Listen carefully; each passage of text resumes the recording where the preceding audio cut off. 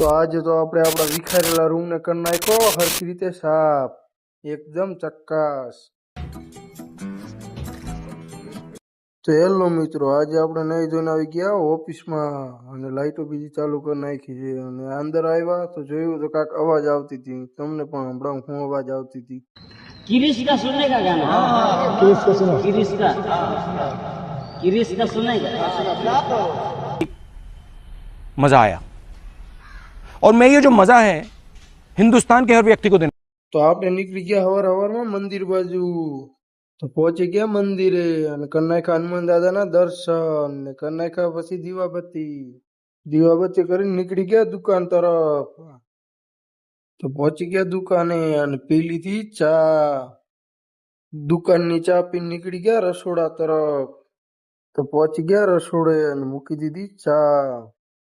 તો આપણે હવારમાં 2 વાર ઠપકારી દીધી ચા બીજી પીને આવી ગયા ઓફિસમાં. સાંભળી લીધા ગીતો. તમે પણ સાંભળો.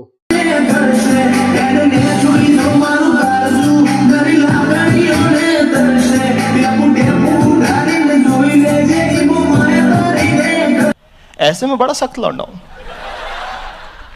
તો આપણી પાસે આવી ગયા સ્ટીકર ને બોલાવી દીધી ફૂલ બાકાજી કી સ્ટીકર ફાડવામાં.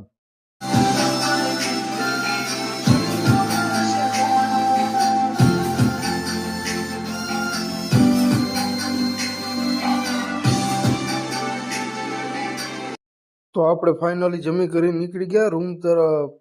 જઈને કરી લઈ થોડોક આરામ. मैं क्या करूं फिर, जॉब छोड़ दूं? તો પછી આવી ગયા આપણે BSR માં. અહીંયા આવીને જોયું તો આ 4-5 માણસો મને લાગે બિચારાની ગાડી તોડી નાખશે આની, હો. કારણ કે દરવાજો ફટકાડીને રહેવા નહીં દે. નથી જાતો તોય બંબુ અંદર જવા દી. તો આજે તો આપણે આ ઘરેલા કઢી જેવા રૂમ ને કરી નાખ્યો સાફ, ખાલી એક જ ચપટીમાં, હો. एहे रहा नहीं जाता, तड़प ही ऐसी है ना। नहीं सुके તો રૂમ ને કરી નાખ્યો એકદમ ચક્કાસ. તમે પણ જોઈ શકો છો. પેલા હતો એ કરતા બહુ સારું થઈ ગયું હે.